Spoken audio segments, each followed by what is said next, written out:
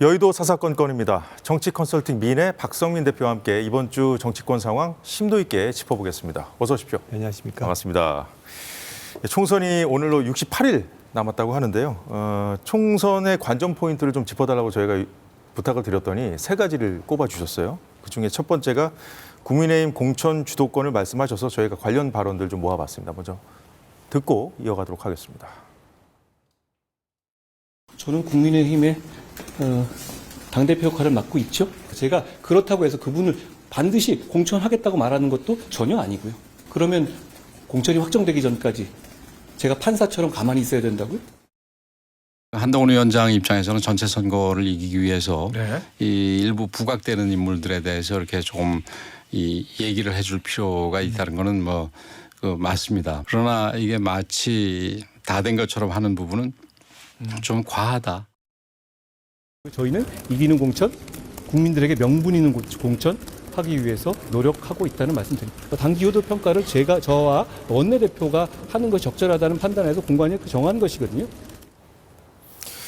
김경률 비대위원 그 공천 문제로 불거진 사천 논란, 그거에 대한 한동훈 위원장의 입장도 들었고, 그리고 용산과 가까운 것으로 좀 분류되는 권영세 의원 발언까지 들어봤는데, 국민의힘 공천 주도권을 첫 번째 관전 포인트로 꼽아주셨는데, 지금 국민의힘 공천 주도권 한동훈 위원장이 쥐고 있다고 보십니까? 예, 뭐 제가 보기엔 그래 보입니다. 그러니까 윤석열 대통령과 한동훈 비대위원장의 그 충돌이 좀 있고 나서 예. 그 뒤에 이제 한동훈 위원장이 또 확실히 공천의 주도권을 쥔 것으로 이렇게 보입니다. 그러니까 김경률 그 비대위원의 그 마포울 출마 이거에 대해서 사천 아니냐 이렇게 비판이 좀 나왔는데 그 뒤에 보란 듯이 그 윤희숙 의원을 중성동 갑에 소개를 했지 않습니까? 그래서 이제 좀 더 나가서 그렇게 내가 이렇게 후보를 소개하는 거는 이번 선거의 시대 정신 한마디로 이제 컨셉이죠. 그걸 이제 보여주려고 하는 거다. 그리고 공천은 당이 하는 거다. 예. 그리고 내가 직접 그 공천 면접 과정에 들어가서 원내대표하고 같이 점수도 줄 거다. 마지막 들어본 멘트가 그거였죠. 예, 당 기여도에 대해서 직접 평가를 하고 있다고 하던데. 예, 그러니까 그런 모든 말을 종합해 보면 굉장히 강하게 그 과거에 어떤 당 대표도 이렇게까지 강하게 얘기하지는 않았는데 훨씬 더 강하게 얘기를 하고 이렇게 된 계기는 그 윤석열 대통령과 한동훈 위원장의 충돌 이후에 그 대통령이 지지율이 좀 더 떨어지고 오늘도 이제 지난주보다 갤럽 발표 보면 좀 떨어지지 않았습니까? 그리고 여론도 좀 더 비판적으로 돌아서고 그리고 총선을 앞두고 있기 때문에 후보들은 한동훈 비대위원장의 직무수행 평가가 훨씬 더 지금 긍정평가가 높기 때문에 빠른 속도로 한동훈 당으로 좀 재편되고 있는 것으로 보입니다. 예. 그 원희룡, 김경률, 윤희숙 전 의원까지 말씀을 해주셨는데 모두 이제 한 위원장이 띄운 인물들 아니겠습니까? 공통점이 이제 사천 논란이 일고 있습니다만 모두 이분들이 나가겠다고 하는 것이 험지 아닙니까? 험지. 그러니까 정도의 차이는 있습니다만. 근데 반면에 윤 대통령 측근들은 이제 양지만 찾아다닌다 이런 비판도 나오고 있지 않습니까? 근데 이제 그런데 어떻게 그 한동훈 위원장이 주도권을 쥐고 있다고 확실하게 볼 수 있느냐 이런 반론도 좀 나올 뻔칙하거든요. 물론 그렇게 볼 수 있죠. 그리고 이제 공천이 다 끝나봐야 실제로 누가 공천 주도권을 행사했는지를 알 수 있을 텐데 적어도 한동훈 위원장이 운동권 청산을 들고 나올 때 그것은 이제 원래는 처음에 그 동부 지역에 동부벨트라고 하는 젊은 후보 3명이 있지 않습니까? 강동의 이재용 후보, 중랑의 박홍근 후보, 도봉의 김재수 후보. 여기가 이제 공교롭게도 상대가 다 민주화 운동가 또 586 운동권 이런 분들이죠.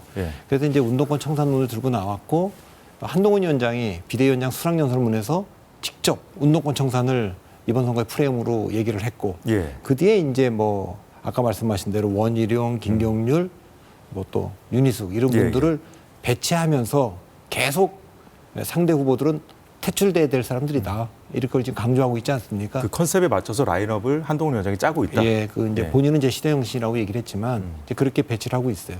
그 얘기는 보란 듯이 그 전에 대통령실과 또 다른 분이 이른바 이제 윤핵관이라고 하는 분들이 짜놓은 그래서 이제 뭐 대통령과 가까운 분들, 뭐 장관 출신, 수석 출신, 비서관 출신, 또 일부 검사 예. 이런 분들이 양지를 주로 음.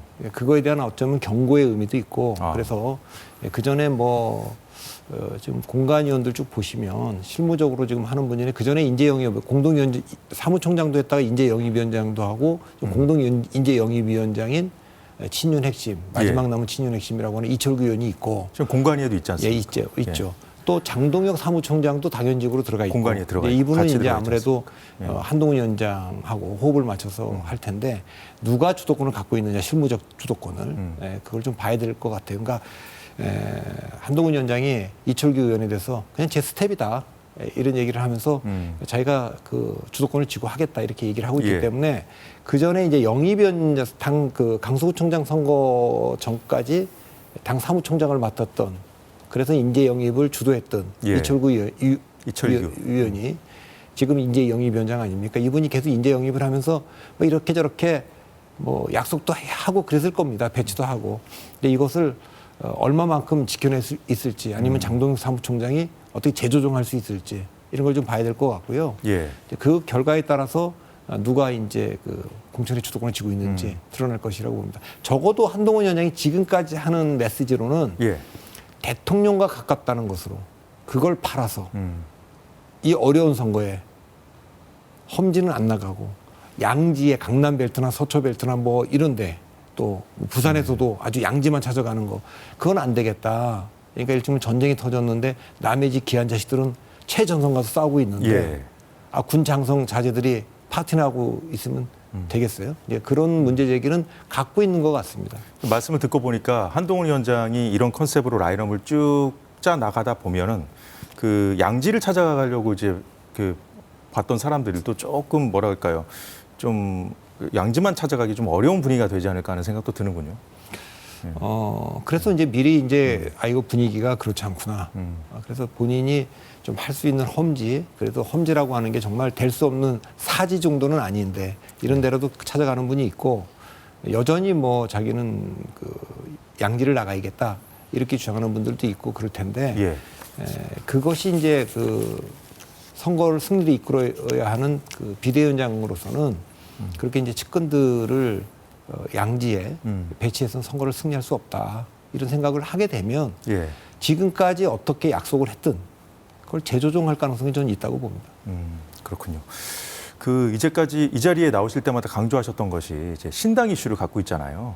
이제 그 공천을 좀 혁신적으로 해야 좀 공천 배제된 인사들이 그 당을 빠져나가는 그런 흐름들을 좀 차단할 수 있을 텐데 지금 그 혁신이라는 관점에서 봤을 때 한동훈 위원장의 지금까지 상황을 봤을 때 좀 잘하고 있다고 보시는지. 그럼 뭐 두 가지 다 있죠. 그러니까 나가 있는 그 제3지대 분들이 얼마나 이제 그 혁신을 하고 뭐 새로운 변화를 보여줄 거냐라는 거 하고 기성정당이 얼마나 이제 할 거냐는데 그 두 번째 관점에서 여쭤보는 지난번에 그 공천을 발표했을 때 공천 룰을 발표할 예. 때 누가 봐도 현역 의원들한테 좀 유리한 룰을 발표했어요. 그래서 역시 개혁신당이나 또 김건희 특검법 이걸 의식한 거 아니냐.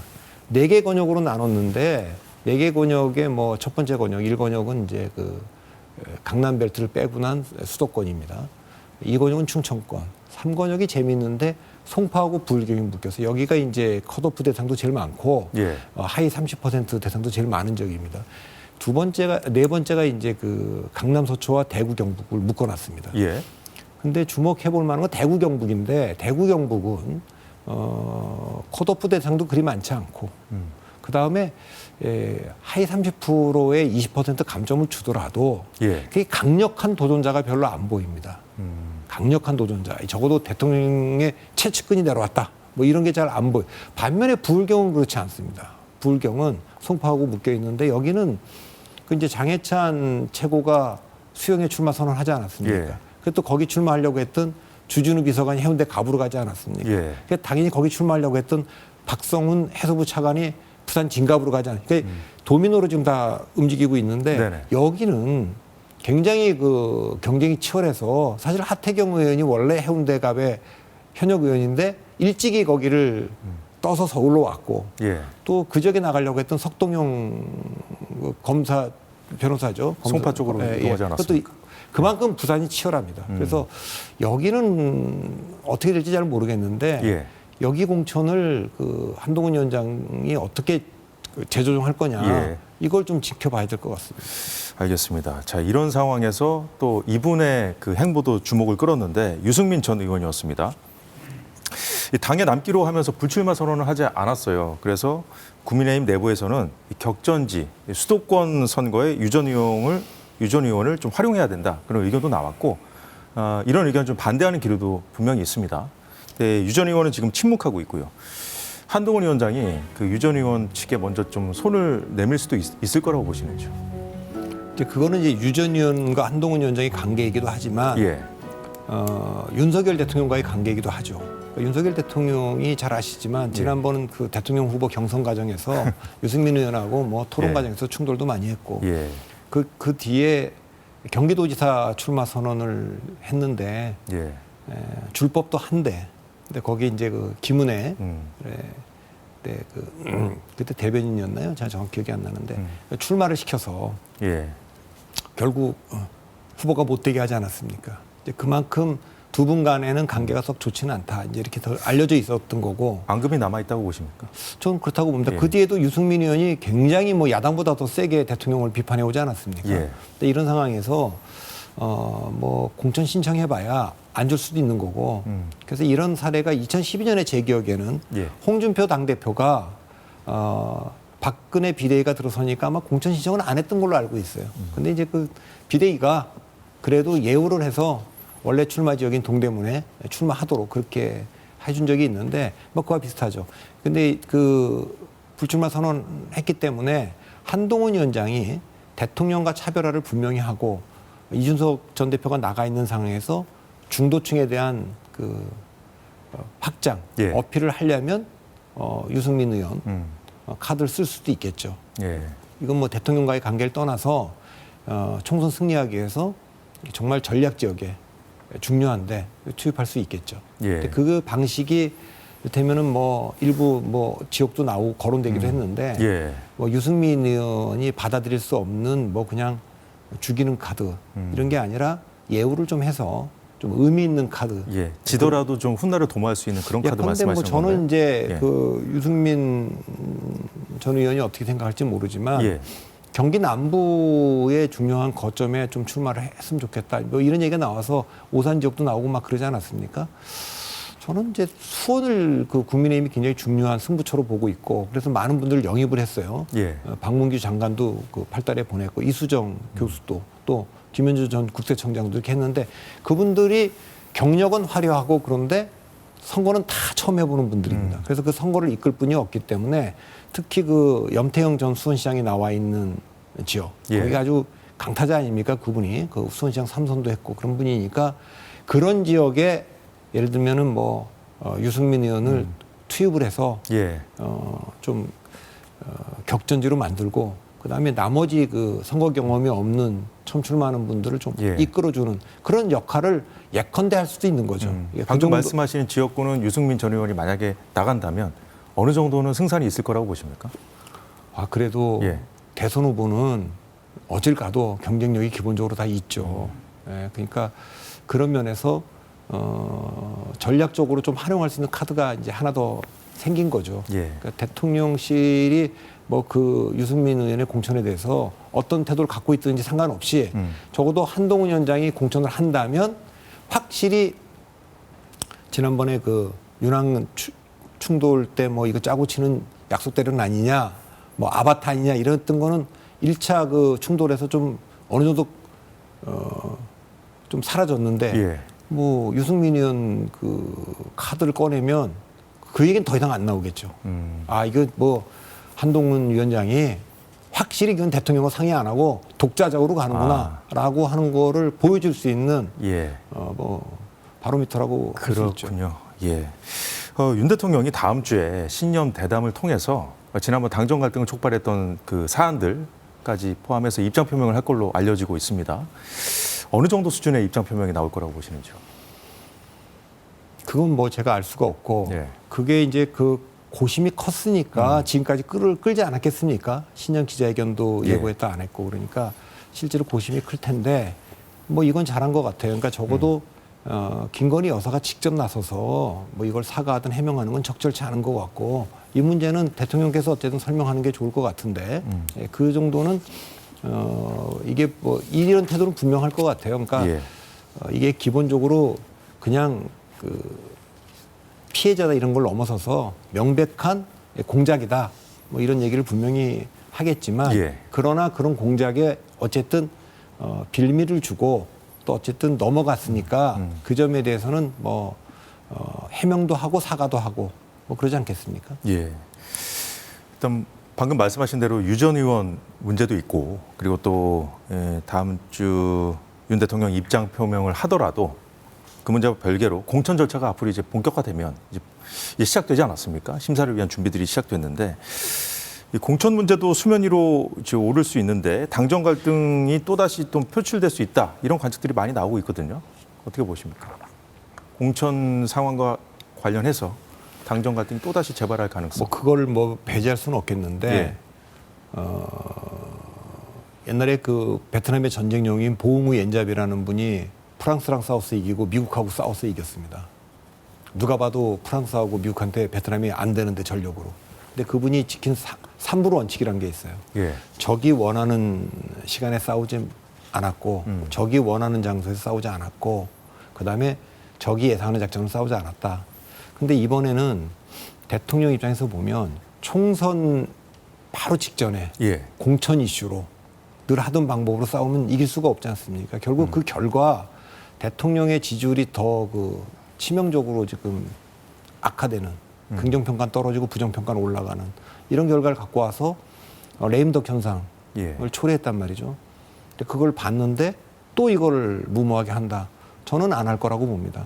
예, 안 하는 게 또 지혜로운 것 같고. 그래서 예. 다만 한동훈 위원장이 또 윤석열 대통령을 상대로 정책 승리를 거두더라도 그건 정말 레임덕이 더 빨라지기 때문에 뭐 윤핵관이 한핵관이 될 거고 언론은 앞으로 이제 한핵관을 쓸 겁니다. 장동영 사무총장부터 해서 언론이 얼마나 빠릅니까? 한핵관. 그러면 신구 권력이 본인들은 안 그래도 충돌하게 돼 있기 때문에 그것은 또 전체 그 국정 운영에도 좋지 않고 정권에도 좋지 않으니까 그걸 피하면서 아마 이제 그 여러 가지 문제들은 이제 대통령실과 그 비대위원장 간에 직접 한 라인을 개설하겠죠. 그동안에는 윤핵관을 통해서 했다면 예. 이제는 그 믿을 수 있는 뭐 한동훈 위원장이 믿을 수 있거나 말거나 실세가 된 한동훈 위원장이 지금 당을 장악하고 있으니까 직접 소통하는 공식 라인을 만들어서 조정을 할 테고 약간의 뭐 갈등들은 또 있겠지만 예. 이번에 나온 것 같은 그런 큰 충돌 그런 거는 뭐 없지 않을까. 그 정도 충돌 가능성은 별로 없다고 보시는 그거 뭐 제가 예. 모르겠습니다. 이번에도 전혀 예상을 못했던 거기 때문에. 예, 그렇죠. 예. 한동훈 위원장 요즘 보면 거의 매일 그 운동권 청산 관련된 메시지 내놓고 있거든요. 그 한동훈 위원장의 운동권 청산 프레임이 잘 작동하고 있다고 보시는지. 그냥 뭐 따지고 보면 운동권이라 그러지만 586, 686 됐기 때문에 어떻게 보면 세대 교체의 성격도 있는 거 아닙니까? 예. 좀 상대적으로 젊은 후보들 집어넣으면 그러나 이제 민주화 운동했던 것은 다 그 시대에 그 굉장히 그 헌신을 했고 희생을 했던 거니까 예. 이걸 운동권 청산이라고 이렇게 가져가는 건 제가 보기에는 옳지 않은 것 같고 세대 교체로 가져가는 것도 옳지 않은 것 같고 오히려 예. 바로 그 운동권들이 추진했던 문재인 정부 때 추진했던 정책을 구체적으로 명시를 해서 북한과의 관계에서 이분들은 예. 대북 정책에서 이렇게 하면 북한이 핵을 포기하고 완전한 비핵화가 된다고 얘기했지만 지금 북한은 보수 진보하고 대화도 안 하고 이제 통일 포기하고 우리 핵을 선제적으로 쓸 수 있다 이렇게 나왔다. 예. 그렇기 때문에 이 얘기를 가지고 국민들에게 속인 분들, 이분들 퇴출을 해서 이분에게는 이 전문가를 갖다 붙이겠다. 예. 부동산 정책과 관련해서는 이분들이 이렇게 하면 된다고 했는데 그게 되지 않았다. 뭐 이렇게 이런 식으로 예. 뭐 재정 정책이 됐든 또 노동 정책이 됐든 또 뭐 외교 정책, 예, 예. 미국이나 중국 어떤 분들은 일본과의 관계를 아주 선동적으로 악화시킨 분들이 있다. 그래서 이렇게 돼서 지금 우리가 국익을 손실을 봤기 때문에 이런 문제를 바로잡기 위해서 이런 전문가를 예. 우리가 배치해서 바로 잡으려고 한다. 탈원전 문제도 이분들을 넣어서 이렇게 좀 더 문재인 정부 때 뭐 그게 뭐 사법개혁 문제도 있고 언론개혁 문제도 있고 예. 뭐 검찰개혁 문제도 있고 많을 텐데 그것을 매우 구체적으로 적시하면서 그래서 유권자가 들어보면 그런 일이 있었지. 그때 맞아. 그건 우리가 동의할 수 없었지. 뭐 이런 식으로 조금 더 구체적으로 하지 않으면 저거는 뭐 역풍도 불 수 있다고 봅니다. 그 586 청산론을 뒷받침할 만한 어떤 구체적인 정책 비전 같은 게 좀 필요하다는 그런 말씀인 것 같습니다. 자, 두 번째로 꼽아주신 게 친명 대 친문 구도였어요. 지금의 이 갈등이 앞으로 그 민주당 내 갈등, 친문 대 친명 구도 지금 갈등 구도가 이제 선명해지고 있는 상황인데 이 문제가 앞으로 민주당에 큰 문제가 될 거라고 보시는지요? 저는 이게 뭐 예. 굉장히 큰 문제가 될 거라고 봅니다. 왜냐하면 윤석열 대통령도 정치에서 성장한 분이 아니고 이재명 대표도 그래서 예. 아주 기반이 약했기 때문에 윤석열당 이재명당으로 만들어야 된다 이렇게 생각을 했는데 두 분 다 똑같은 고민입니다. 그렇게 집착할수록 그 목표로부터 멀어졌다는 거예요. 그러니까 이재명 대표의 문제도 이해는 갑니다. 뭐 측근들을 통해서 뭘 좀 만들어야겠는데 지난번에 너무 많이 이겼어요. 지난 총선 때 180석이고 예. 2022년 또 지방선거 또 너무 크게 졌지 않습니까? 그 결과 출마하려는 사람들은 너무 많고 예. 자리는 없는 일이 벌어진 겁니다. 그러니까 사실 그 전에 뭐 비명계라고 지금 뭐 이상민 의원도 국민의힘으로 갔고 예. 또 원칙과 상식의 세 분도 탈당했지만 예. 그분들은 뭐 수박이다 이렇게 공격을 할 때만 해도 노선 싸움인 것처럼 얘기를 했지 않습니까? 예. 근데 뭐 사실 그렇게 확실한 반명은 숫자가 많지 않죠. 친명과 친문에 걸쳐 있는 분들이 대부분인데, 근데 이분들을 공격하는 건 차원이 다른 얘기입니다. 2020년에 대부분 다 뭐 친문이었을 거 아닙니까? 예. 지금 친명인 분들조차도. 네네. 근데 거기를 공격하는 거는 근본적인 그 민주당에 이런 문제가 있죠. 지난 대통령 선거 0.73 지고 나서 백서를 못 만들었는데 예. 못 만든 이유가 이재명 후보 측에서는 5년 만에 정권 뺏긴 건 문재인 정권의 정책 실패 탓이다 이렇게 볼 거고 문재인 측에서는 우린 잘 그 레임도 없이 관리를 잘했는데 역시 후보의 사법 리스크 탓 아니냐 이러니까 백서도 못 만들었단 말이에요. 예. 근데 그런 문제가 있는 속에서 이 싸움이 시작됐기 때문에 잠재돼 있던 갈등이 지금 폭발할 수도 있다고 보시는 그것이 거예요? 이제 뭐 예를 들면 노영민 실장과 임종석 실장에 대해서 예. 또 추미애 장관과 임종석 실장의 충돌을 통해서 도대체 윤석열 대통령은 누가 만들어줬냐? 그러니까 뭐 추미애 장관이 만들어줬다는 사람도 있지만 추미애 장관 누가 도대체 검찰총장에 앉혔느냐? 그리고 그 징계 과정이나 이런 데서 누가 비겁하게 했냐? 이렇게 지금 정면으로 부딪히고 있기 때문에 예. 이러는 와중에 느닷없이 이재명 대표가 이원주 전 의원을 복당시키려고 직접 예. 요청했다. 이런 보도가 나온 거예요. 근데 그분은 잘 아시겠지만 이 도로를 가로질러서 반대까지 왔다 갔다 하신 분인데 국민의힘까지 갔다 온 분 아닙니까? 문재인 정부를 아주 강하게 비판을 굉장히 했었던 비판했죠. 인사죠. 예. 굳이 나간 분들을 다시 돌아오게 하려면 지금 뭐 민주당 떠난 지 100m 앞에 가 있는 원칙과 상식도 있고 예. 한 1km 앞에 가 있는 이상민 의원도 있고 뭐 양양재 금태섭 의원도 있는데 한 100km까지 간 분을 굳이 이제 그 영입을 하겠다 이렇게 얘기를 했기 때문에 예. 이건 이제 친문 쪽에서는 매우 불쾌할 수 있는 제안이지 않습니까? 그래서 그런데 지금 임종석 전 실장에 대한 그 당내 공격도 아주 극심하잖아요. 친명계 인사들이 이제 불출마 요구, 험지 출마 요구를 하고 있는 상황인데 지금 여당에서도 지금 그 86 청산론을 던지고 있는 상황에서 이제 친문 대 친명 구도 이렇게 되니까 그 이재명 대표가 뭐 딜레마에 빠졌다는 얘기도 나와요. 그러니까 임종석 전 실장은 어떻게 할 것이냐. 그 지금 그 임종석 전 실장이 출마한다는 성동갑에 전략 공천이 가능한 지역이 됐는데 여기 이제 이 대표의 최측근인 조상우 변호사가 준비 중이거든요. 그래서 이재명 대표가 어떤 선택을 할 거냐 이거 지금 관심인 것 같은데 이 어떤 선택을 하냐에 따라서 아까 말씀하셨던 그 친문 대 친명 구도로 인한 갈등으로 인한 그 갈등 폭발 큰 문제가 될 거라는 그 상황이 결정이 될 것 같은데 어떻게 보시는지? 그거 이제 이재명 대표가 곧 문재인 전 대통령을 만나지 않겠습니까? 이제 만나면 이제 그 자리에서 뭐가 뭐 얘기가 나오겠죠. 임종석 실장은 대표적으로 뭐 그 문재인 정부의 상징적 인물 중에 한 분인데 예. 그분에 대한 공천 문제를 어떻게 하느냐에 따라 좀 달라질 것 같고 그 국민의힘에서 청산 얘기하는 586 청산론하고 예. 민주당에서 나오는 그 공천 배제론은 좀 다르죠. 그러니까 586을 청산하고 나오면 그다음 대기하고 있는 사람들이 더 강경한 소위 말하는 그 70년대 예. 뭐 한총련 세대. 한총련 예. 세대들. 그러니까 여기가 더 어떻게 보면 더 나은 대안이냐 이런 비판도 있는 거 아닙니까? 예, 그래서 민주당 전체적으로 보면 예. 임종석 실장의 문제가 딜레마죠. 왜냐하면 지금 야당으로부터 지금 586 이제 물러나야 되는 거 아니냐 이러는데 다시 이제 그 이분을 공천 안 주면 너무 상징적이기 때문에 친문 대 친명의 싸움처럼 비치게 이미 또 전선이 그렇게 좀 됐어요 지금. 예. 또 뭐 이현주 의원까지 거기 전 의원까지 들어왔고 예. 그리고 이제 추미애 장관까지 거기 가세했기 가세를 때문에 했죠. 예. 좀 커졌는데 이거는 이제 결국 그 이재명 대표하고 문재인 전 대통령이 아무래도 좀 조율하지 않겠습니까? 그렇게 좀 지켜봐야겠습니다. 저는 예. 뭐 예단을 못 하겠습니다. 예. 그 총선 관전 포인트 마지막 세 번째로 꼽아주신 것이 제3지대 주연입니다. 주연. 우리 드라마 주연할 때 주연. 제3지대 주연이라고 하셨는데 그 주연이 누가 돼야 된다고 생각하셔서 이렇게 꼽아주신 건지. 그러니까 이게 제가 이런 얘기를 자꾸만 하면 이준석 대표를 너무 옹호하는 거 아니냐 이런 비판도 많이 받아요. 근데 제가 왜 이번 그 제3당 그 드라마의 주인공이 이준석 전 대표라고 얘기를 자꾸만 한 거냐 하면 제가 그 대만 지난번 여기 나와서 말씀드렸지 않습니까? 예.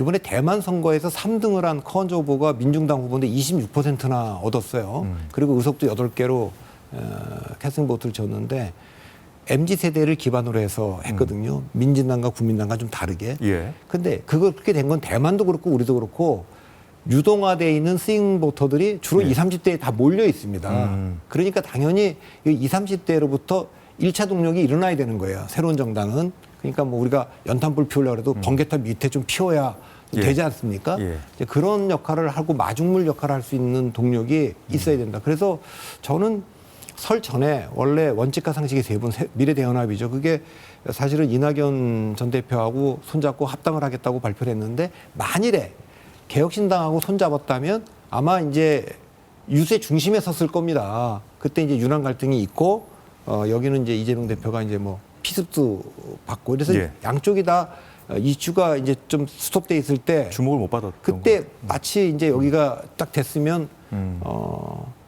온갖 방송에 예. 뉴스 헤드라인도 이제 이분들이 장악하고 이렇게 해서 적어도 개혁신당이 두 자리 숫자 예. 한 10% 정도의 그 중심을 보였으면 이분들은 마중물이고 그걸 보고 나도 저 당으로 한번 출마해 보겠다고 하는 좋은 분들이 몰려왔을 텐데 예. 지금은 그 바람이 조금 가라앉아서 동력이 좀 약해졌죠.